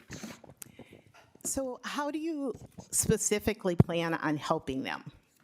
Senator Mueller. Well, thank you, Mr. Chair. As we've laid out in the bill, we want, number one, we want to make sure, as we will send this through by itself, we want to make sure that it's actually money that will go directly to the schools instead of to Carey. When we decide to sever the relationship with Carey, we'll be able to actually give a little bit more direction as a legislature to MDE on how they're able to approve curriculum and approve professional development. We have seen, and if you want to look, I don't have time to get into it, but there's lots of curriculum that has been stifled because of whatever is going on between the relationship with MDE and Carey. And being able to give them a little bit more flexibility to have something that will work with their own districts, but also hold fast to the science of reading will allow us to actually give the districts that ability to implement this with fidelity, which right now, with the amount of money and the relationship they have with Carey and the relationship that is the strain that is creating on what they are allowed to do is simply not possible with the bill that you have that is currently in law. It is not possible for them to do it with the amount of money, the strain on the relationship, and the time constraints. It is not possible for them to do. So being able to rectify those things will be able to help them to do that. Thank you, Mr. Chair. Party? Okay. Representative Johnson, then Vernig, then Chair Joachim. Representative Johnson. Thank you, Chair Kresha. My question, I've got a lot of questions, and part of the frustration. Representative Johnson, I can give you one. Yeah, I know it, and that's part of the issue is just that this bill obviously encompasses a lot of very in-depth things, and we don't have the time to really get through it or have the fiscal notes to go with it. So some concerns about where and why it's going, where it's going. But my question is specifically to Representative Bakeberg. You had mentioned that fraud is rampant right now. Talking about some of the programs. Should we be concerned about how increased flexibility and in turn that decreased accountability could lead to funds being misused or misappropriated and leading to negative outcomes for our students? Representative Bakeberg. Obviously, we need to be always concerned about fraud. You just state your question again. I couldn't hear it. Representative Johnson. The question would, should we be concerned about how increased flexibility and in turn decreased accountability can lead to funds being misused or misappropriated and leading to negative outcomes for our students? Representative Bakeberg. Yeah, I think there's an assumption that our school districts are misusing funds, and quite frankly, you're wrong. If there is a school district that's misusing funds, then they will be held accountable. They have a yearly audit that is public. So I think we have to be very careful, whether it's me as a legislator or in my administrative role, talking about school districts misusing funds. I think we have to be very cautious in saying that. And I get collective bargaining. I negotiate my contract, but when we say things, there are consequences to that. So, so obviously we want to be concerned about fraud. Let's address fraud. And frankly, we have a pattern in Minnesota that it's not been done well. Representative Johnson, quick follow-up? Nope. Okay, Representative Vernig, excuse me. Thank you, Mr. Chair. Representative Bakeberg, I do have a question about Article 2 in your student attendance. When subpart 3, are you talking excused or unexcused absences? Representative Bakeberg. So it would just be how the school codes attendance, and if we want to have a long attendance conversation, I'd happy to be doing that. But it would right now, the way the language is how the school is coding it. There is obviously the study group. There's attendance bills that are moving through. You were part of that pilot. So that language, the clarification around excused and unexcused is an important conversation. But this is how the school currently has it written. Okay, thank you. I do have a follow-up question. Representative Vernig. Thank you, Mr. Chair. So as a former school board member and somebody who sat on my budget advisory council and a huge advocate for school nurses, I mean, last session we just got the school nurse at MDE, and I want you to understand what that means by that role going away. So more than 50% of the students in the state of Minnesota do not have access to an LSN, as the Minnesota School Nurse Workforce 2022 snapshot pointed out. The school nurse is one of the most talented school nurses I know at MDE. She helps with naloxone, EpiPens, seizure questions, absenteeism. She works with school nurses on respiratory protection questions, radon, vision screening, chronic disease management. She helps with third-party billing, which brings money into your schools. So eliminating that position will cost you money in the long run. She provides some of the best technical assistance you could get from a school nurse. So I'm very opposed to removing that position. Also, as a parent of a child with dyslexia who left first grade and could not read, whose kid goes to private tutoring to learn how, we cannot delay the implementation of the READ Act. I cannot say that. And I'm sorry, Representative Vernig, I do need you to close, please. Okay, no, all right, so here's my thing. School facilities, we all know roofs and all that is a passion area of mine. Why are we rating dedicated accounts when there is a way to transfer public funds and a process already in place? This would have detrimental impacts on school facilities. They plan they have a 10-year plan. So I'm just curious why we're doing that when you can already come and move those funds. We saw both in community ed, how having a fund balance helped us in the pandemic, and deferred maintenance is something that takes a long time to do. So can somebody explain to me why we think that's a great idea? Representative Bakeberg, Representative Bennett. Representative Bennett. Thank you, Mr. Chair, and I appreciate the concerns regarding reserve accounts and transferring funds. But when we impose 65 new mandates, more than that actually, on schools, they need some flexibility to put the money where it works so we don't lose staff, so we can retain staff, so we can retain nurses, and all the things that are important to our students. So we need to benefit core academic mission the most. This will allow schools to do that. The decision is accountability is with the local school boards, and the community holds them accountable. So thank you. This will give districts the flexibility they need to run their schools the best that they can. And thank you for that. And with that, Representative Chair Joachim, I'm going to go to you for the close, and then we'll go. Thank you, and thank you, Chair Krisha, for allowing us to have a little bit more time, but from the comments around the table, we'd probably need another 2 hours to vet this bill. So hopefully these provisions come back, because we're skipping a lot of steps. We're skipping taxes, because this affects levies as money gets moved around. We're skipping workforce, which could with UI and the interaction with paid family and medical leave, and earned sick and safe leave, could be breaking federal laws with children and families ignoring mandates, and the money should be going there. And so we chose to be judicious with our time and our motions. We could have also sent this bill to elections, because it's talking about how, as the lawyer from MDE came up, the myriad of laws that this interacts with and what could happen if we allow this absolutely free-for-all flexibility for our schools. Now, I know our schools have been underfunded for 20 years. 4 of those years, there was a 0% increase. We only filled a third of the bucket, and we have an opportunity here to work together to get things done for our schools. So it's been very disappointing to see this is the first bill out of the gate, and the trajectory it's taking. This lacks transparency and accountability when it comes to the MDE and the Office of Achievement and Innovation. Great idea, but you're giving a board an ability to say, this is who we're gonna go with for a nonprofit, without MDE being able to do anything about it. That's unconscionable. And I know 65 is a fun number to say. It's 46, 25 are underfunded or unfunded because they didn't need to be, like letting students wear tribal regalia to graduation. So maybe we could start getting together and actually agreeing on what a definition of unfunded mandate is. But with that, I really do want to work together, even though it sounds like I don't. There are some really good ideas in this bill, sections that we could talk about.